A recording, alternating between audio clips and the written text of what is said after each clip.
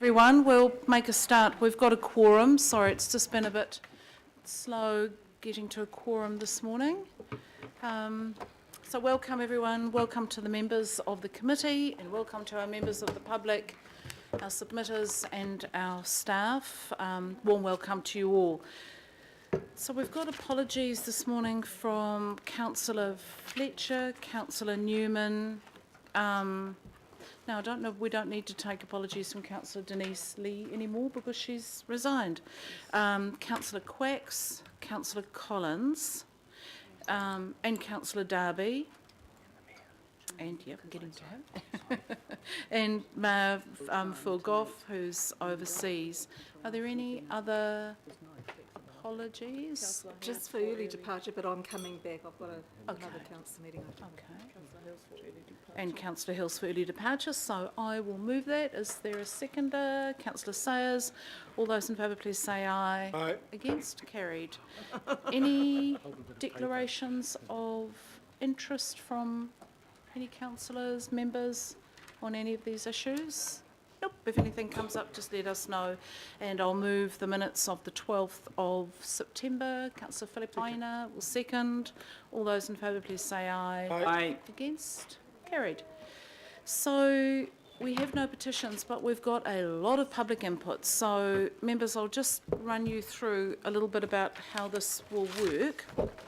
First of all, just a couple that I want to speak to. You would have all had the email on Te Arai from Aaron McConchie, and Aaron asked to speak to the committee.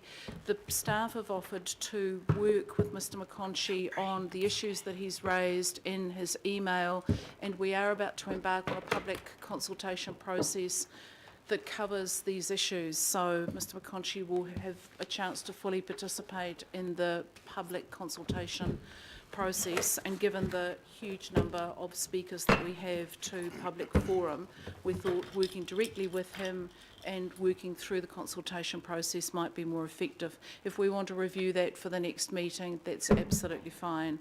And the other public request was Pania Newton seeking a change to the heritage listing for Otuatua Stonefields area, and we're happy to talk and work with Pania, but the key thing is we just need to get the staff to give us some advice on how we could actually do that. Yes. And she's welcome to come, we can get it on the agenda, and she's welcome to come and speak to it at that time. Question, Councillor Walker? Sure. I mean, my understanding, having read the request from Aaron McConchie and his group, is that there are matters that he is raising that aren't party to that consultative process around reserves and the like, that do squarely rest with this committee. And my concern is that it appears that we take a default position not to let somebody speak and look for the reasons why not, rather than looking amongst their request for the reasons for. So that is my concern. As a councillor, I would have appreciated hearing from Aaron McConchie and his group, and that sits within the larger context where so many of our agenda items are around decisions rather than information, and I'd suggest often we're in the dark largely about what is happening out there in the community around this issue, which for me is a very substantial issue that goes to environmental concerns that are part of the mandate of this committee. So that is my concern, Madam Chair.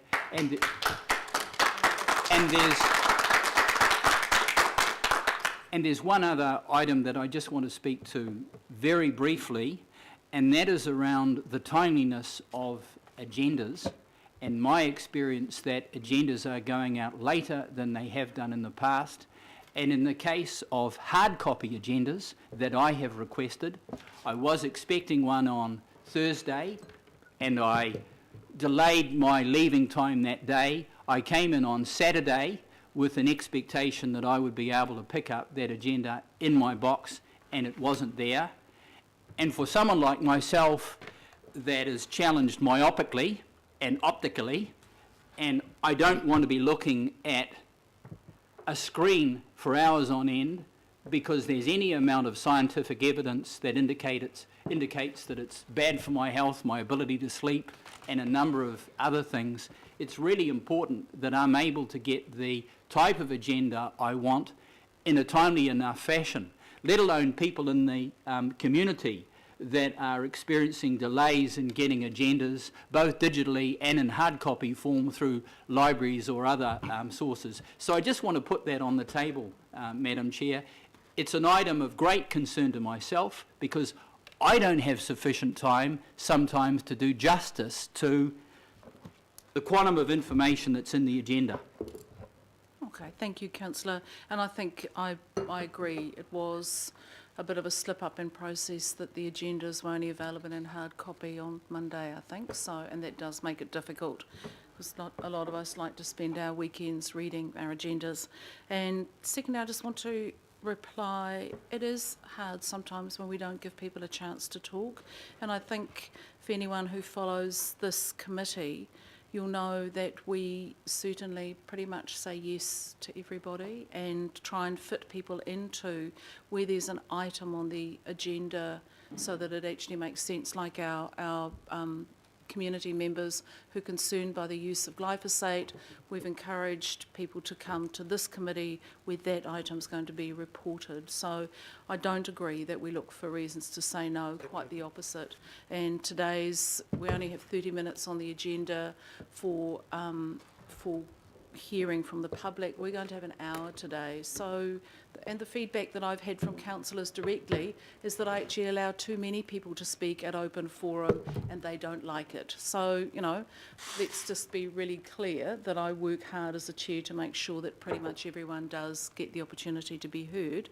But in this case, the advice that I had was that Mr. McConkie, sorry, not McConchie, is it? Okay, McConaughey. Mr. McConaughey's issues could be dealt with through the submission and the hearings process that was related to that. So happy to take some more advice on that, but I think let's get underway with the public forum that we've got. Sorry, Madam Chair, just a process question before we ask. I just wonder at what point Aaron and his group were informed. They've come down from TRI, they're here, they've got a local board member with them. That's at least a 2-hour drive to get into Auckland City Mall. It took me an hour and a half to get in from Whangaproa. I just wonder, fellow councillors, at the appropriateness of our residents from TRI physically here now with their local board representative being denied an opportunity to have 5 minutes. I don't think that's appropriate, Madam Chair. Let's not boil the ocean on this one. So they were certainly spoken to several times yesterday, both verbally and in email. Our Tam spoke to the members. I received one email denial and then seconded up to a response. Just hang on. There was no verbal communication. Okay, just hang on. So was it Alf or it was Alf, not Tam? Sorry. Yeah, just to let you know, I spoke to Aaron, Yeah. and I actually, out of courtesy, and I spoke to him, I says, look, why can't we at least got the reasons why, and this is last week, and I asked him out of courtesy, why can't you at least wait, because the item has said that it's going to go out for consultation. And that's exactly what I've asked him. Okay. I've said to him that I've got those emails as well. That's fine. So, Councillors, that's all I'm saying. He was advised last week in regards to the possibility of this. It's all good. So we're trying to maintain a little bit of management here. Councillor Wayne and John, would have been great. I would have really appreciated you talking to me about this. That would have certainly been good. I didn't know anything about it. Found out about it now. So just hold. Ms Prager, I'd like to be able to chair the meeting. You have your speaking turn later. I've said yes to you. We hear from you a lot. So can we just get on with the meeting? So I would like to... Come here to speak on an issue that we have been silenced for many Ms Prager, that's quite enough. Thank you. I would like to... No, Councillor Lee, I'm not going to take a speaking turn now. We can speak about this and we can carry on, or we can actually just hold on. We can just take 5 minutes. Sorry, I would like to comment on this, Madam Chair, if I could. Well, I'd like to make a ruling. Well, I'm that's quite totally happy, I am quite That's happy. totally unfair. I'm quite And happy. I hand Point it. of order. I'm an elected member of Point this of order, council, Madam Chair. and I should be able to make a Point of comment, order. Councillor. just as the other councillors are. Councillor, Point of just order. hang on, can we just, no, I'm not going to take a point of order, I'd just like to make a ruling. I'm quite happy to hear from the TRI crew who've come down from TRI. So let's just do that, rather than debate it and go on now. Just what I was trying to say at the beginning. So let's just move on. But the order that I have is, first of all, a group who've been waiting for a very, very long time to speak to us. We've got public input regarding the weed management implementation policy. We've got Hannah Blackmore, Julian Bartram, Alex Strever, Jodie Brunning and Lisa Prager. So I would like to invite, I've asked the group, do they want to do it in pairs or individually? We're going to take a little bit more time with this. We're going to aim for 5 minutes for each speaker, but we'll make up the time with questions. So Hannah, I'd like to invite you to come to the table.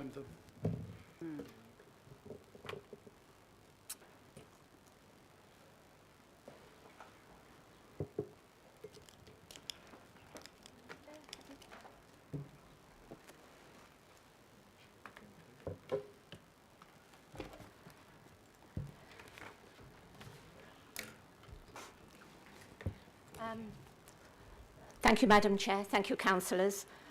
I hope that you have received this distributed to you just now, which was the request that I put in to the governing body to speak in August, but which was denied, and I was basically referred to the Environment Committee. So I would like to talk to this because this is vitally important. You have before you today an item which is progress report on the implementation of the Auckland Council weed management policy.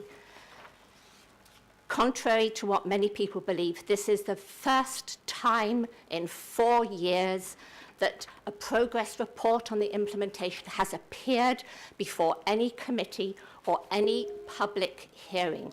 So forgive us if we have got a lot to pack in, because 4 years is a long time not to implement it. And that was what I was trying to say to Mayor Goff and to you, is that the failure to implement this policy, you are not acting lawfully and fairly. You are not complying with the legitimate expectations of the public that this policy would have been implemented when it was passed in 2013. And that is under your laws and the various principles that you all signed up to when you become councillors. It is your responsibility as councillors to ensure that a policy is implemented. It might be delegated to officers and staff to implement it, but it is still your responsibility, and I make no apology for reminding you of this. You are the ones who implement it. You are the ones who instruct officers, who instruct staff. And with that regard, there are two things that are vitally important: your health and safety responsibilities and your responsibility to ensure that your CCOs also implement the policy. And my concern here is you have a progress report which, I'm sorry to say, is totally useless. The only practical thing that has been done is that the new Project 17 contracts for parks are implementing a policy to ensure that all hard surfaces and hard edgings are now done non-chemically. Now all this is in fact reversing an unlawful policy that was adopted in the long-term plan, which implemented chemical on all edging. So the very first thing that was done to implement this policy was directly contrary to the policy. So in fact, what we're doing in going back to non-chemical for hard edging is just reversing what was put into the long-term plan. We've got a new long-term plan coming up, and quite frankly, if you actually manage to sit and read the policy, you will see in there that the very first thing that was supposed to be done was that the vision and objectives of the policy should be inserted into the long-term plan, the unitary plan, any other plan and strategy. None of this has been done. And although this progress report says that it has been inserted into the unitary plan, I'd love to know where it is, because it's most definitely not in there the last time I looked. So I would like that councillors could at least ask staff to bring a little bit of light to this. But the most important thing is that this policy also covers the road corridor, the pavements, the berms. Now, I notice in here that from next year, the berms are coming back under Project 17, under local parks. But councillors, what about the road corridor? It's one thing to say the berms are coming back under, but is Auckland Transport still going to be spraying the road corridor with chemicals? Because part of what they're saying here is that they're implementing the operational review.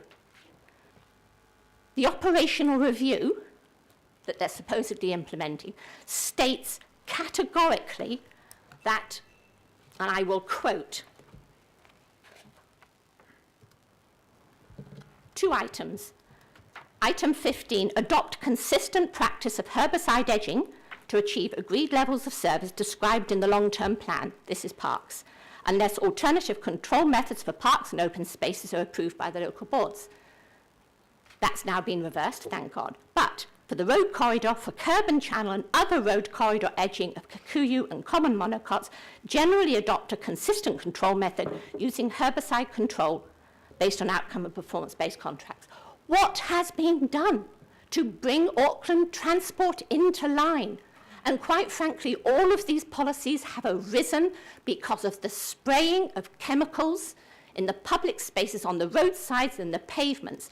Huge volumes of chemicals are applied. But for some reason, there is an assumption that Auckland Council is only dealing with weeds to start with. Okay, there is a recognition that there is vegetation control as well. But with regards to the Auckland Transport's activities, there's nothing in here about implementing it. Has it not been put into the statement of intent? The number of councillors have asked for that to be done. It's never been done. 4 years have gone by. Auckland Transport is still telling you and the public, oh, we're going to carry on doing this until council changes its policy. Council has a policy.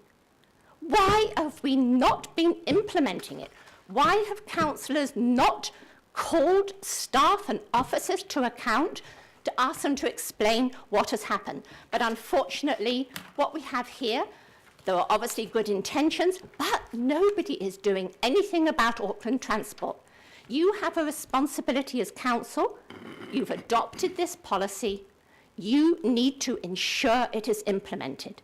And what I did when I wrote to Mayor Goff was, and I apologise the fact that we appear year after year.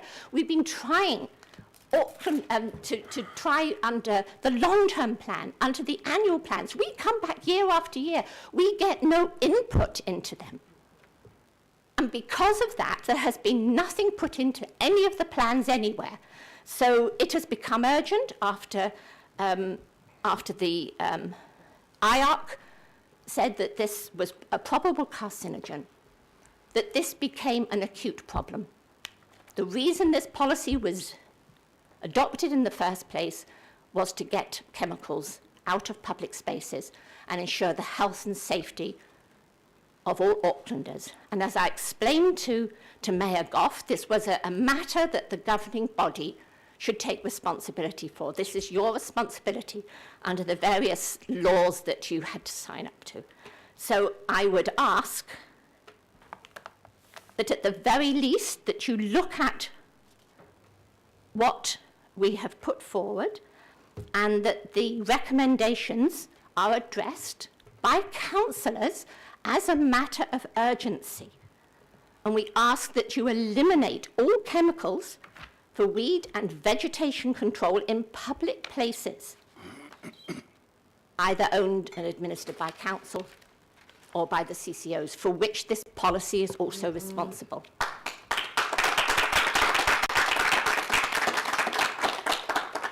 And although I do obviously touch on cost, there should be, under the policy, there is supposed to be an adequate budget provided. You should have appropriate resourcing for both an emergency transition and for long-term sustainability. And because we haven't had the ability to have any kind of input into plans and strategies, there's been no reporting back. Our submissions under various other headings just disappear into the wind. But the fact of the matter is that it's not going to be expensive to do this. And even if it were, the most important thing is to protect the health and safety of the people. And the fact is as I pointed out to Mayor Goff, every year 22,000 babies are born, the most vulnerable in our society, whose mothers, that you cannot go along any road in any park without being faced by these chemicals and the effects on them. So that means since this policy was passed, 80,000 babies at the very least have been born here in Auckland. And since we had the last year's September meeting where there was general acceptance that we needed to address this issue and get it off the streets, there's been another 22,000. And we've now got 10,000 pregnant mothers also in a vulnerable situation who are now being faced with these chemicals. This is not good enough. Your responsibilities under the Health and Safety at Work Act, it's not just for employees, that's really important, but it's for the impact of the people, the bystanders. That is what's important. And finally, even if it was going to cost us millions,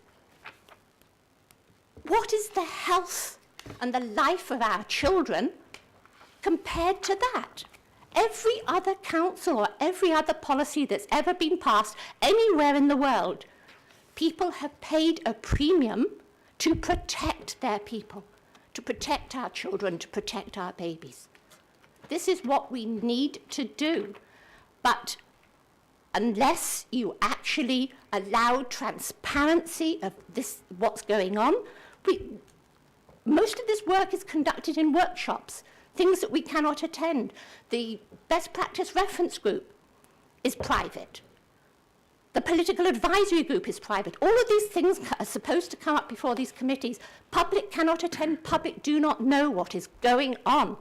We need transparency in this, and you need to understand that all the positive, the fantastic things that are happening are not being done. It's as if council is wedded to this idea that chemicals, and particularly glyphosate, is the cheapest option and therefore that surpasses everything else. No, it doesn't. The weed management policy, even in the vision statement, has 3 times, 4 times it mentions it's actually the health of the people that drives this policy. Okay, we probably need to bring it in a little bit, Hannah. What we can do, if it works for you, we might have Julian, Alex, Jodie and Lisa, and then bring everybody up to answer questions. And that way we can give everyone just that little bit more time to be heard. So if you're comfortable with that, it gives people a chance to think about their questions, formulate what it is they want to ask or discuss further, and then we'll get everybody back in. So thank you, Hannah, really appreciate that. And I'm going to ask Julian.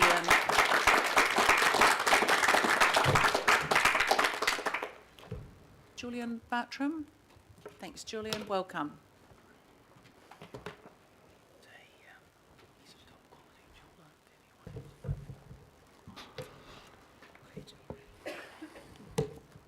Thank you, Madam Chair, and thank you, councillors, for having me present today. I don't want to talk too much about myself, but I think it's important that I introduce myself and let you know where I fit into the to this topic.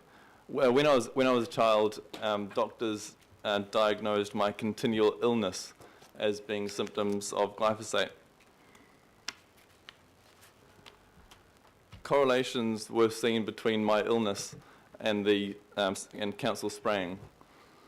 Our family went to Michael Park School, and one day at a sports event at the Ellerslie Domain, the council sprayed the streets that were close by to the park, and that was a really terrible day because the whole school actually became sick from that one particular day. Absentees were very high the next day, and that was so this is the mid-80s, and this was probably the initial movement when Michael Park started getting on board to and the community started to realise what the implications were for spraying chemicals. Funny thing is that Silverdale Primary early this year had a similar incident where children across the board in the school suffered from chemical poisoning. So this is when this really starts. I'm 30. This really starts when I was 8 months, actually. So it's a really long campaign. It's been going for a long, long time. A lot of work's been done. What we're doing here is really, it's all been done before. We're kind of all sitting here wasting our time because it's been done thoroughly before. It was a campaign that then took many members of the community, Michael Park School, my mother Leonie Bartram, Toxins Awareness Group. 12 years was put into the campaigning, and then it finally came about. The 1998 weed management policy was brought about. So this is a news clipping from the time when that was brought about. This is my family. That's me in the middle. I'm quite young, 1998, and so there's a really a whole heap of real enthusiasm amongst the community of Auckland, amongst the councillors, because the policy of 1998 said ensure all urban roadsides are managed by non-herbicide methods, and bear in mind this is legacy Auckland Council. It was a world leader of its time, and spray trucks in my area put signs on their back saying, "Don't panic, it's organic." I was humbled and very, very grateful because my health improved, other people's health improved, and it was, I very much was grateful to the council at the time for having, politicians to have taken care of us. And I think it's a shame that Christine, Councillor Fletcher, isn't here, because we really must take our hat off to her, because she was mayor at the time, and she put this policy through, and even today she says that the implementation of the policy didn't cost all that much. So it was fantastic. We had this Legacy Auckland for a long time, but we don't really know when things started going awry. Murray Noon from Auckland Transport, convicted criminal, currently in jail for bribery and corruption, started fudging the figures. Alternative weed management was originally considered to be 50% more expensive. This is according to council's records. All of a sudden, records started coming out saying that the alternative weed management was 500% more expensive. This question was asked of Hannah Blackmore more than a year ago, and Dean Kimpton said he would look into it. Has Dean looked into this? The signs on the back of the spray trucks disappeared. No panic, don't panic, or it's organic, they came off. Len Brown instituted a budget cut on open space maintenance, and now we have glyphosate as a baseline across the entirety of Auckland. Auckland may be the weediest city in the world, but now it also has the highest cancer rating in the world. I'm a business owner, and I voted National because I appreciate a thriving economy, but don't you think this is taking it a little bit too far? So, considering that Legacy Auckland City Council was chemical-free, and past evidence proves that it was a very little extra expense, wouldn't you say that at a minimum we should have back what we had? And I think that any reasonable person could agree that if we've had it, it didn't cost much more, the Mayor at the time says it didn't cost much more, then surely we should have it back. And what Legacy Auckland City had was, as I said, all urban roadsides managed by non-herbicide methods. So this is my proposal, and I already have the support of the Mayor on this. It was at a mayoral debate where the Mayor won the appreciation of the audience by saying, because alternative means were in place for a long, long time, we would look at changing back to them. The Mayor also said that he'd like to look at the evidence, and because all independent evidence does say that glyphosate is a probable carcinogen, I'm sure he still feels the same way. And could I please have my presentation tabled in the records of this meeting? Thank you. Thank you. Thanks, Julian.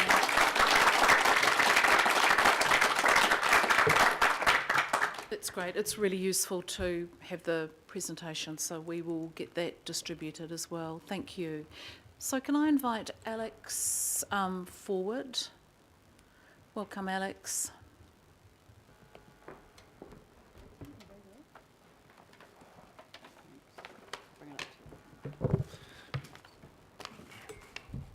Welcome.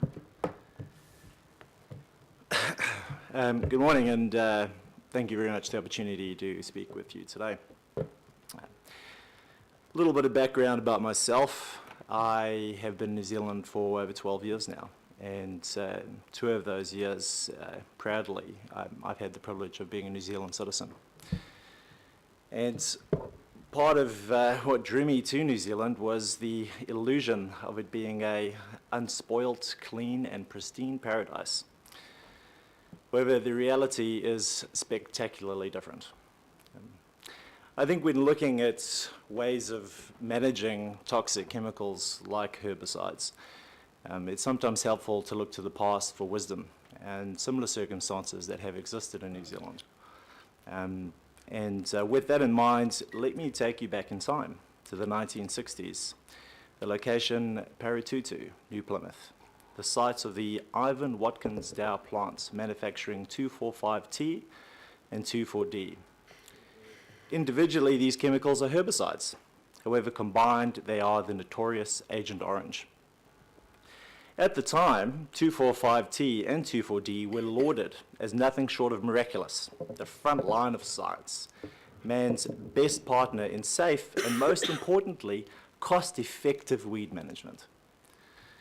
The chemicals were sprayed airily and liberally for decades to vast swathes of New Zealand during the 60s. In fact, around 20 million litres, which is approximately half of what was sprayed in Vietnam. We're talking about Agent Orange now, by the American military. Unfortunately, the story takes a rather sinister turn. The dioxins in these products made people sick, very sick, in fact. Most notably in the town of Paratutu, where innocent families and newborn babies had epidemic rates of cancer and the highest rates of birth defects in the country. In the mid-60s to early 70s, they had 3 times the national average. The community became alarmed at what they were seeing, naturally, and internationally a backlash began against 2,4,5-T and 2,4-D, as the health effects were being documented and scientists were understanding the horrific effects of dioxins, which are in 2,4-D and 2,4,5-T. However, the concerns of the community were dismissed time and time again by Taranaki Health and national authorities and government. In fact, the New Zealand government, in the face of growing opposition and concerns about the health effects of 2,4,5-T and 2,4-D, instead of being proactive or innovative, moving quickly to protect the community and investigate, they did the exact opposite. The government began a subsidy program for agrochemicals, and the lucky people at Dow specifically received subsidies for over 100 of their products. and a propaganda campaign was launched telling communities the products were safe. The Director of Health even went so far as to say on public television that 2,4,5-T and 2,4-D are so safe you could even drink it as long as the formulation was properly boiled first, with no ill effects to his health. The government commissioned a toxicologist in New Zealand who produced a report to suggest that the international studies were nothing to be concerned by, and 2,4-D and 2,4,5-T being used and applied as per current regulations posed no risk to the public health. Decades pass. Many people became ill and died. The governments and local bodies did nothing. No action taken or responsibility placed on Dow, who were provided with hundreds of millions in taxpayer-funded subsidies. And the people in Paratutu, in the face of the constant dismissal and rejection of the claims and concerns over the health impacts, coined the phrase they used to refer to the attitude of governments and health authorities: delay, deny, and wait for you to die. New Zealand has the dubious accolade of being the first country to start using 2,4-D and 2,4,5-T and the last to stop manufacturing the chemicals. And we know now that Dow was aware right from the outset that the dioxins in its products were highly toxic and mutagenic. However, it furnished the authorities with industry science supporting 2,4-D and 2,4,5-T was safe, while knowing they are not. This culture of regulatory capture, where big industry are increasingly trusted to self-regulate and produce their own research into the safety of their products, is scandalous and ridiculous. Fast forward to today, and I want to make it clear the fact I need to appear before you as a ratepayer and a member of Spray-Free Streets to plead with the Auckland Council to stop the ubiquitous use of toxic chemicals in public spaces, parks, playgrounds and streets is absurd to me. The matter should not require public debate, scientific investigation or analysis, but should fall simply to the realms of common sense. Alas, that seems to be totally absent in the way these chemicals are being used within the council operations. It frustrates and vexes me that despite a tragic legacy of chemical misuse in New Zealand and years of appeal from the public and various organisations, members of the scientific community and people like Stephen Browning, Muriel Watts and Hannah Blackmore, who have dedicated years of their lives tirelessly fighting to protect communities driven by their sense of altruism and civic duty, are ignored by the Auckland Council despite their efforts.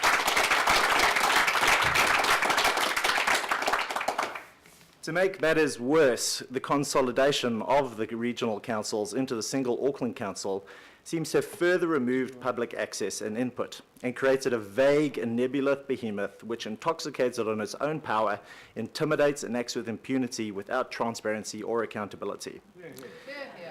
However, let's get to the point at hand. I note on your own agenda, under the progress report for the implementations of Auckland Council and weed management policy, one of the KPIs is to reduce agrochemical use from a baseline established in the first year of the contract. Specifically, I note the term agrichemical or agricultural chemical is clearly not a product ever intended for use in public spaces, parks, roads, or places where children play and people walk who are exposed to toxic chemicals totally unaware. The application by council mandate of glyphosate-based chemical cocktails and other herbicides in public spaces is a gross breach of the council's duty to maintain and protect the health of communities and ratepayers. In fact, precedent is now being seen for councils to be sued for their roles in administration and use of such chemicals in public spaces without public mandates, and the resulting health issues that this is causing. Relying on assurances from companies like Monsanto with very dubious track records is laughable. We need only to look back to the Vietnam example in Agent Orange or to the Ivor Watkins plants in New Plymouth to see how worthless reassurances of safety from agrochemical giants are. Moving on, I also note in the agenda that point 6 wants to try and foster more participation and engagement from the community. Being a member of the community, I certainly don't feel empowered. I've spent afternoons engaging with the public and getting petitions signed, and they are shocked, angry, and concerned when they are told Auckland Council is using ratepayers' money to poison them, spraying toxic herbicides in public parks and areas. They mistakenly believe non-toxic methods such as biothermals, steam are used, and they had been proud to be part of a city which refrained from use of toxic chemicals for weed control. Reading further on review of background comments as detailed in page 22, item 12, it stipulates that the weed management plan is developed in reference to international best practice. Taking that into consideration, I've looked at some examples of international best practice and some trends overseas, and I've printed out some articles. And I won't have time as I plan to read through some of those, but it makes it very clear that countries like Holland, France, Brazil, and Italy are all either outright banning the use of glyphosate and these types of chemicals or removing them from public spaces. The decisions you make regarding the use of chemicals in Auckland do not happen in isolation or in the microcosm of this council chamber. They echo through the media and digital platforms and news outlets, tarnishing New Zealand's image as a tourist destination and a livable city. Most recently, I note Al Jazeera produced a series entitled New Zealand, Polluted Paradise, which aired internationally and still available for viewing on the Al Jazeera website. How long, I wonder, before similar news stories will be featured about glyphosate and herbicide use applied endemically in public areas under the mandate of the Auckland Council? That aside, I find it incredibly short-sighted. The use of toxic chemicals is misleadingly justified through economic effrontery and chicanery. Auckland Council claims toxic chemicals to be a more cost-effective method of weed management. However, there is an obvious issue with this. Requests from the public to be provided with accurate costings from CCO contracts to apply toxic chemicals weed control are often blocked, citing commercial sensitivity. Within a public organisation, I find this repugnant. However, examining only the immediate financial benefits of toxic chemical application over biologicals and non-toxic alternatives fails to look at the downstream cost to communities when these chemicals are applied. Asthma, eczema, cancers, and the additional burden and cost is placed on the health system and families who miss work, lose income, and suffer the mental stress of dealing with family illness. It also ignores the greater damage done to our terrestrial and aquatic environments and the long-term bioaccumulation of these toxic substances, which have shown exceptional chemical stability and prolonged resistance to decomposition. Okay, There's Alex, also- we need to bring it in a little bit. It's been 10 minutes now, so, yep. All right, so I'll try and wrap this up and summarize it. I believe that the use of these chemicals is being done carelessly.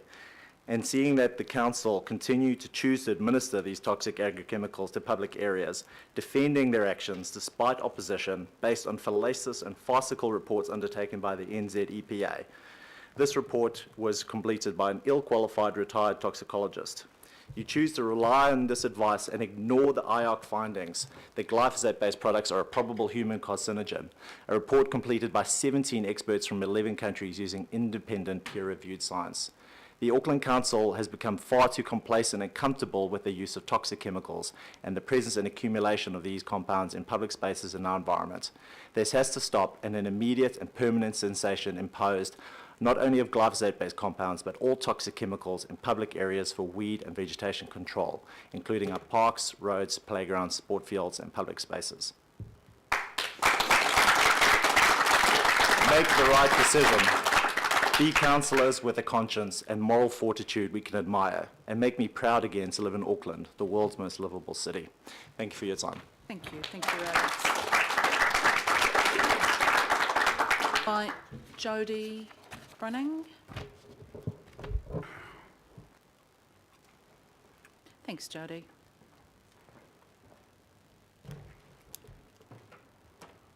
Thank you, councillors. Please can my presentation be tabled? Councillors, it's your duty under the Health Act to improve and protect public health. Employees at our EPA are also required by legislation to care for public health. The purpose of the Has No Act is to protect the environment, health and safety of people and communities by preventing or managing the adverse effects of hazardous substances. The IARC found that glyphosate probably causes cancer. And you have been briefed. You know that the IARC is the gold standard in cancer assessment and that it is the EPA's own authority on cancer. You know our EPA engaged a single retired toxicologist in a review to counter the work of 17 international experts in cancer at the IARC. The review relied on old, unpublished industry data that is not available to public health experts. And the IARC always, when conducting an appraisal of a chemical, selects published and publicly available data. We are, councillors, talking about exposures to children. We are not talking about something only adults are exposed to, like shift work or alcohol. Europe's common sense hazard-based legislation states that the public cannot be exposed to a pesticide that probably causes cancer. Europe acknowledges the ridiculousness of a notion that children can be exposed to a little bit of something that probably causes cancer. Because when you start adding up all those to-be probable carcinogens on Wikipedia, it becomes untenable and immoral from a public health perspective. Our EPA is ignoring the toxicity of Roundup and its other glyphosate formulations. It is ignoring, as I said in September, oxidative stress and the implications for chronic illness. You know that our Ministry of Health refused to criticise the IARC because the IARC's science is best practice. Section 8 of the paper Public Health Concern, Why Did the NZEPA Ignore the World Authority on Cancer, recommends steps to remove glyphosate from public exposure. The paper does not recommend a complete ban. The 2B finding is not sufficient to remove glyphosate from basic agricultural use. EPA Chief Scientist Jacqueline Roworth wrote to AgCalm advising EPA's role is to uphold and explain standards that can be defended rigorously. Old standards are getting EPA in trouble. Insistence on adopting rigid rules of policy that fail to keep pace with current science may lead to judicial review on the grounds of illegality. Legally, the EPA is required to take into account relevant considerations such as full formulation toxicity and oxidative stress, relevant to our 21st century knowledge. Then there's questions of bias arising from risk assessment based solely on industry data. And for the public record, I do not believe chemicals such as glyphosate undergo net benefit analysis, as Jacqueline Roworth, our Chief Scientist of the EPA, has recently implied. Our ADI, our acceptable daily intake for glyphosate, comes from a JMPR level derived from an unpublished 1993 Syngenta study. In addition, in 2009, EPA considered data supplied by registrant Dow AgroScience. It's a very basic process, and the ADI result directly influences product sales. There has never been an assessment of glyphosate in New Zealand that involves a transparent public literature search and considered scrutiny of the full formulation applied in our playgrounds. Roworth also claims glyphosate degrades quickly. Not necessarily. I believe there are good scientists in the EPA recoiling in dismay at the public statements we are seeing in our media. The IARC is dragging our archaic, unwilling regulators into the 21st century by considering public data, full formulation, and the subtle pathways to chronic disease such as cancer. Turning to Auckland policy, a glyphosate reduction strategy without concrete parameters is like that mythical piece of string. Remembering the Health Act and your obligation to protect public health. You cannot morally or ethically allow a probable carcinogen in public areas. Europe can't, we shouldn't. And my question to you is, do you think a court of law would uphold Auckland Council's position right now, citing EPA, yet being fully briefed on the IARC finding and knowing that our children can't just get a little bit of cancer? And my second question is, do you think that the EPA's review paper would stand up in a court of law? Would its policy of ignoring published literature, unless supplied directly by industry, and ignoring the toxicity of the full formulation in 2017 be considered appropriate and lawful? I thank you very much for this opportunity.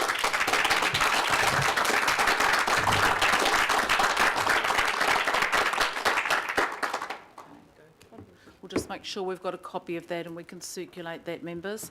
And finally, on this issue, Lisa Prager. Madam Chairman, I'd like to ask that my place be taken by the group who've travelled here and that I follow them in their discussion. No, well, the group, they're quite, Te Arai, I think, are happy to wait for 5 minutes. They are after you, so they're, All right? yeah. Just trying to show courtesy, but you know. Thank you. So just to be clear, in case people sort of missed with all the toing and froing, we're going to hear from our 5 members of the glyphosate concern group. We'll then take questions. Then we'll then hear from Te Arai, and then we'll hear from the community giving input onto the Hanua decision. So just in case people lost track. Councillors, I just need to do a time check. You're comfortable with extending the time? We've now had an hour and 10 minutes for open forum. We're going to probably have another hour. So I just want to make sure people are comfortable with that. Sure. Because as chair, I'm certainly the one who gets it in the ear afterwards. People are happy? Good. So if we've got the mandate to carry on, we will. Lisa, floor is yours, 5 minutes. Thank you. Thank you again for the opportunity to speak. I think I'm one of the lucky ones who's been able to speak 3 times this year, and it's not without a wee fight. And I would encourage this particular council to invite as many members as the public to speak, because they really know what's going on at Ground Zero. The issue of spraying in Auckland, I know many of you around this table will know that for 17 years I've been coming to this council and pleading with you to stop the use of glyphosate in our community because of the direct relationship to our increasing numbers in cancer. It is not rocket science. You do not need to read any more reports than this to get the facts, to give you the power to ring up Lester Levy at Auckland Transport and make a simple statement. Mr. Levy, I want you to direct your contractors to stop using glyphosate or any other toxic chemical to control weeds. It is causing more death, more disease and more destruction. I am one of those individuals who suffers directly from chemical sprays. Every time they spray outside Westmere Primary or my cafe, I am hit by a headache between the eyes, I curl up in a little ball, and for 48 hours I am out of action. Now that might be of value to some people who do not like what I have to say in public. But the truth is, when I finally figured out what was going on and went to Matt Tizard, the only person who has ever been able to assist me, I had to have an intravenous vitamin C drip, go into a hyperbaric chamber for 2 hours in order to flush the residual product out of my system to be able to at least function. And there are many other people here who've experienced similar things. Yes. I want to know why we as the public have to fight so hard for the fundaments of good health and well-being in our city. I want to know why Auckland Transport has you all by the ghoulies, that you are unable to control a council-controlled organisation. Now, the spray issue is just one, and I won't bring the Westland shops and the incredible destruction going on there because I've invited you all, and John Watson has seen for himself that the eco-terrorism going on in that area. But the facts are that every single month, every single street in Auckland is sprayed on a criss-cross grid, followed by every single park and reserve. And last week when I went for a walk down to the bottom of my road, Garnet Road, I found a young Polynesian woman with a giant mask and a white suit with a sign in the berm going, herbicide, beware, and there she is mixing up a spray container. I said, what are you doing? She said, I'm mixing up glyphosate. And I just about fell over. There she was admitting to me with an Auckland City Council truck and all the gear that she was mixing up glyphosate. Now, I know for a fact that every time I've asked what is in the spray, I'm dispatched with, oh, don't worry about it, it's just coconut oil. Well, it's coconut oil, all right, with a whole lot of nasty chemicals involved. And I've gone myself to the EPA and said, what is going on? And I was fobbed off by them, going, oh, no, we've got it all under control. Well, they do not. And I don't think there's any more proof needed. Do we have to take Auckland City Council to court to fight for what is actually your legal responsibility, as everyone here has proved today? Do we have to beg for a peer review? Do we have to get down and scrape? John, you know of all people what I'm talking about and the impacts that these particular chemicals can have on people. I implore you, I beg you, I have done everything I can imagine to shake and wake you up to the simple fact that you are the only people in this town who have the power to make instant change. It is a phone call. And as you go, I think we need some officials to report to us, do you not understand? Those officials are compromised on 150 different ways. They are protecting their jobs. They are covering their butts. They are doing what their bosses... Lisa, let's just stick with what pertains to the political, and please don't attack the staff. Unfortunately, Penny, it pertains to it. Yep, because if the advice you are receiving is contaminated by what the superiors want to be the spin, as we have discovered in the cycleway, as we've discovered in the spraying, you are not receiving the information to act on. You have had the information. You have had hundreds of reports delivered in the last 17 years, including Sandra Coney, who is a spray advocate, who probably at this very moment is in the Waitakaris spraying gorse and weeds in the bush. And I want to be clear here. I know you've all received a report about kauri dieback and the implications of how glyphosate that has crept into the system in the Waitakaris in the last 10 years has affected kauri dieback. And if you don't know that report, then I will get it for you and deliver it to your desk. This issue is bigger than Ben-Hur, and it is a simple solution. Stop, halt, woe. Get Auckland Transport under control.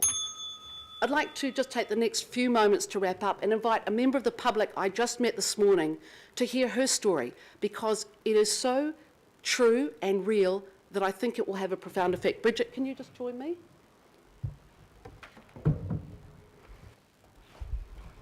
Hello, I just came today because I'm deeply concerned about the spray. When I was a child, I was like Julian. I got sick. I had to go. Turns out Dr. Tizard, he helped me too. And recently, so on the North Shore for 20 years, we had steam. We didn't have poison. Now with Super City, we got poison again. And they were outside my street, two guys at midnight on a Sunday night spraying. And I say, what are you spraying? They say, just spray. What's in it? It's just ordinary spray, they say. They don't have masks on. What's going to happen to their health? Why would you spray at midnight on a Sunday night unless you're trying to hide something? It's very concerning, very odd. And what? 20 years we didn't have poison on the North Shore. Surely all that poison along the berm is just going to go into our waterways when we get rain. I can't believe that the North Shore has poison again. So what was the company who were? So I asked them, the Fulton Hogan. They said they'd been working for 8 hours and I was to go home to my husband and leave them alone, basically. That's a lot of poison. You can see, like, otherwise in a few days you can see where they spray. That was a lot of spray. It's not spot spraying like they said, it's everywhere. If you go along Kopatiki Road, you can see huge areas that obviously they can't be bothered mowing, that they've just poisoned. That's all I got to say. Okay, thanks, Stop Bridget. the spraying. Thank you. Right, thank you both. Thank you. Appreciate that. Appreciate your time.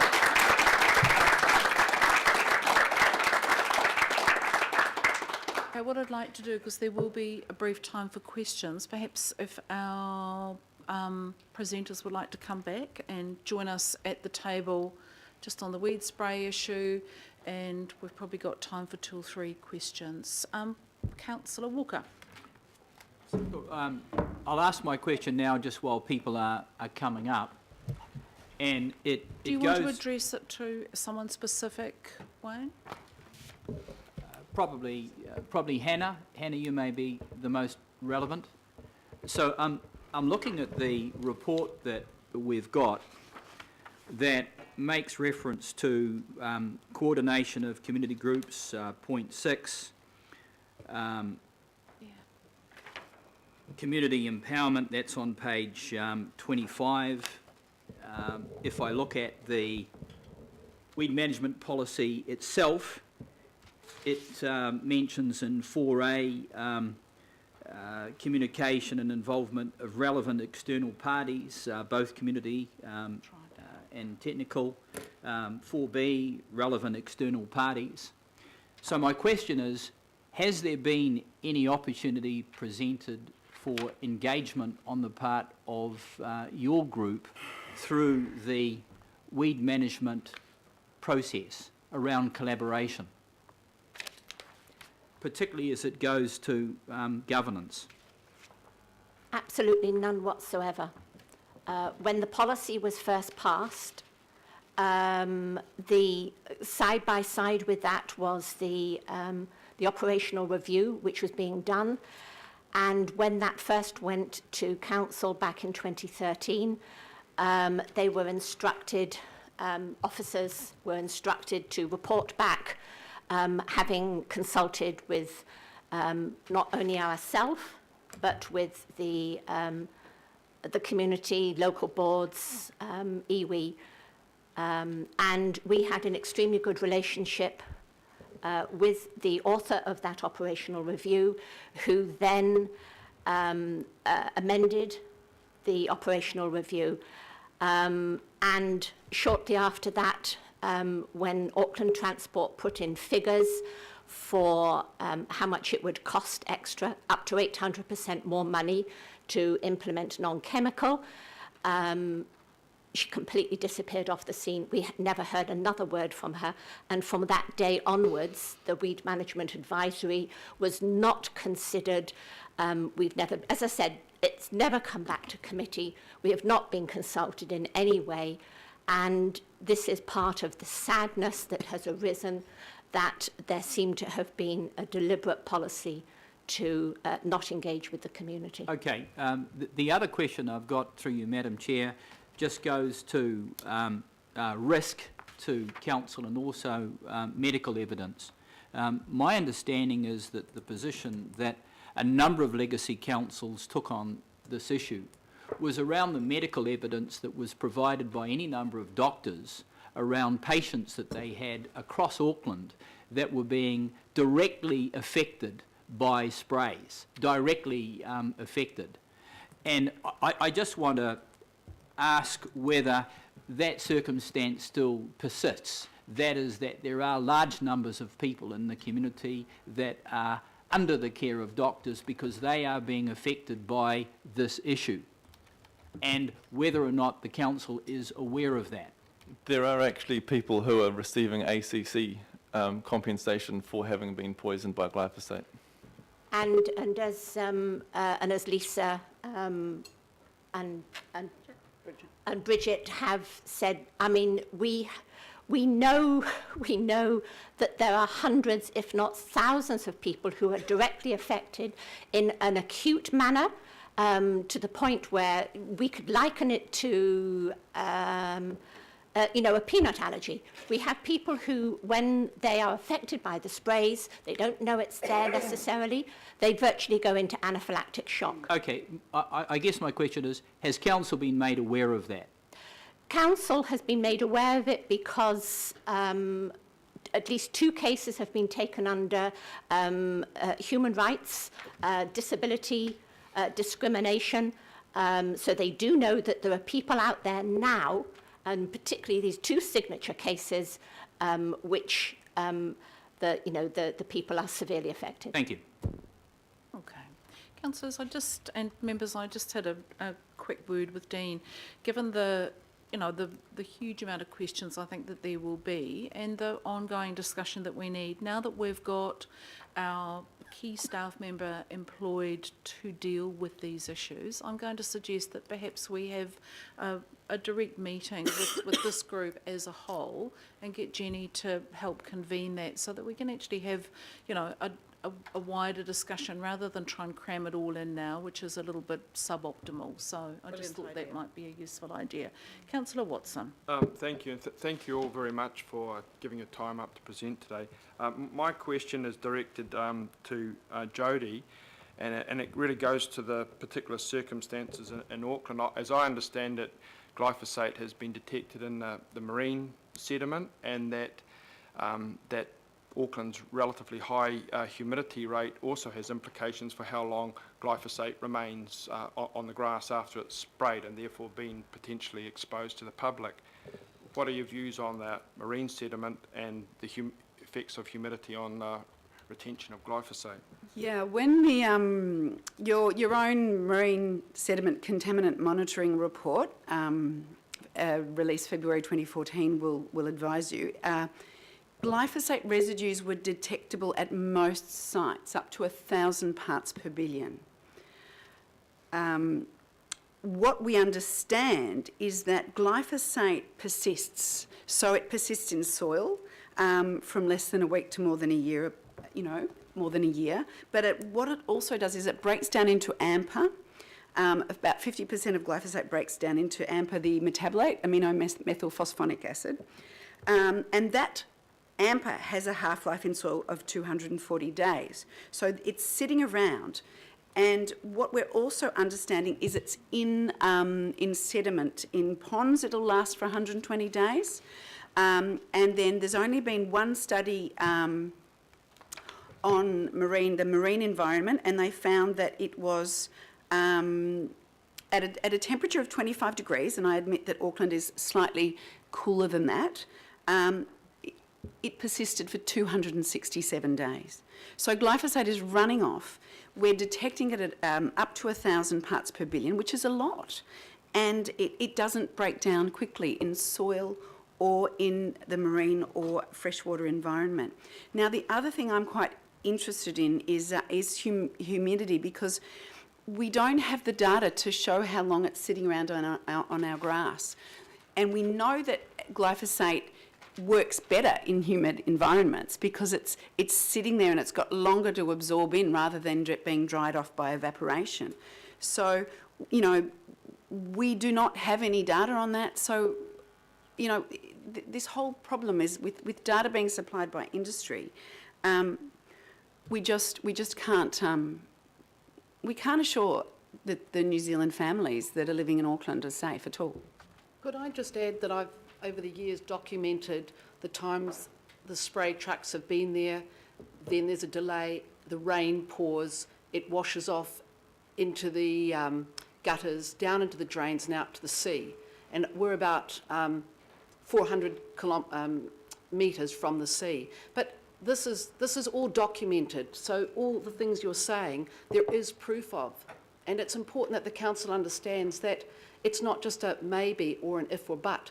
We've recorded the wind blowing, the rain, the time between the sprays, then the next day's effect. So I think there's plenty of evidence to support our concerns. And I would also point out, as documented by Watercare, that there have been, at least that we know of, 3 incidents where glyphosate and metsulfuron used in forestry operations in the Hanua Ranges have in fact gone through from the tributaries into the dams, our water where we drink. And this has had to, they've had to take the dams out of operation. And fascinatingly is that even when they knew what it was, spraying of the forests, which Auckland Council gave them permission to do against Watercare's opposition, that it not only entered the dam, but when then it stopped and they thought, oh, well, that's it, it's all over again, it came back. In other words, one incident, I think they had to take the dam out of operation for 3 months. And it has to be borne in mind, this is not just one incident. what goes into our harbours, into our drinking water, is cumulative. It's ongoing all the time.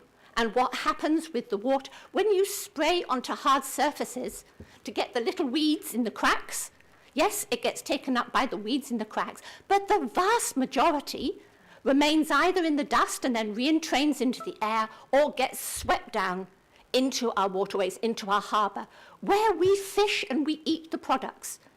This is madness. So the parts per billion that have been detected in your marine sediment damage tadpoles, they cause genotoxicity in fish, they involve developmental delays and necrosis. So, we've got persistence in the marine environment, and we've got this continual contamination. Yeah. Thanks, Jodie. I'm just aware now, it's coming up for 11. We've got other external presenters with commitments that wish to, need to present. I know we've got a couple of councillors who want to ask questions.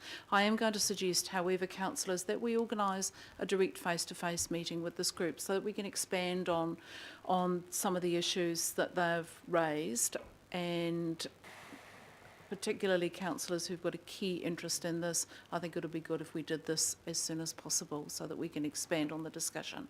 Thank you, Councillor Hulse. As I live in Tauranga, there is, and I cannot just dash up here each time, please could I talk about glyphosate resistance just for 2 minutes? As long as it's 2 minutes, and then we do 2 need minutes. to move on. We're finding resistance, so you have no resistance in the weeds, and then all of a sudden the resistance climbs like this. But what we're finding is that you're mixing with glufosinate, you're mixing with amitrol, metsulfuron. We're getting resistance in those mixtures as well. So this is a 2016 study. It says, although measures such as herbicide mixing may delay glyphosate resistance or other herbicide-resistant weed traits, they are unlikely to prevent them. Long-term weed management will require truly diversified management practices that minimise selection for herbicide-resistant traits. You can't keep getting more toxic and more toxic. Thank you. Thank you. Yeah, Right, Madam Chair, yes, with regards to this meeting, I think what all of us has addressed here today, that this is councillors' responsibility. And if all councillors don't hear the arguments, it is nigh impossible for them to make decisions just based on perhaps one. I mean, I agree it would be lovely to speak to the officer, Jenny, who I understand is the project manager, to implement the policy. But this needs to be transparent, it needs to be open. It's not just the few of us who are speaking to you here today. It is far wider than this, and there are people with amazing skills and knowledge who would need to be present. I hear that. All I'm trying to say is we are not going to fully resolve this now, and it's no good us trying to, because we simply don't have the time, nor do we have the ability to answer and address all of these issues now. But it's quite Lisa, simple. hang on. More meetings is just more meetings. What we're saying is, here's a call to action, really simple, in your court. And we would like to do that with you. However, we also have our best practice group, and we're going to be hearing more about that once we hear from Jenny. So I'm going to say thank you very much for your time. It's appreciated, and I'm sure you'll be interested in the discussion at the meeting. Could I ask also that at the very least, a report from this meeting comes to the next Environment Committee meeting? At the moment, certainly the implementation plan is not expected to report back until next April. Okay. We're talking about the fact this is an emergency now. So can we ask that this gets reported back to the next committee meeting of the environment? So that's why the point that I'm making is we just need to be really clear and unequivocal in the work that we do. We need to understand the issues that you're raising and make sure that they are at least understood when we look at the implementation. When we look at the implementation policy. I'll speak to my colleagues now. Councillors, this is part of our decision that we need to make as we enter the LTP process. Some of this can be a theoretical discussion around the table. It's what we're prepared to do. So thank you. I'd like to thank you warmly for your time today, and I'd like to invite our next speakers up to the table. Thank you very much. We've got our next presenters. First of all, I will actually move that we receive and note Happy to the second. input, seconded by councillor Wayne Walker.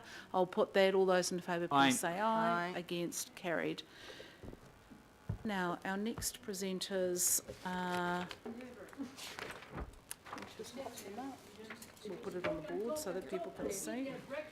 The next meeting, so I'd like to invite Tricia Cheel and Tony up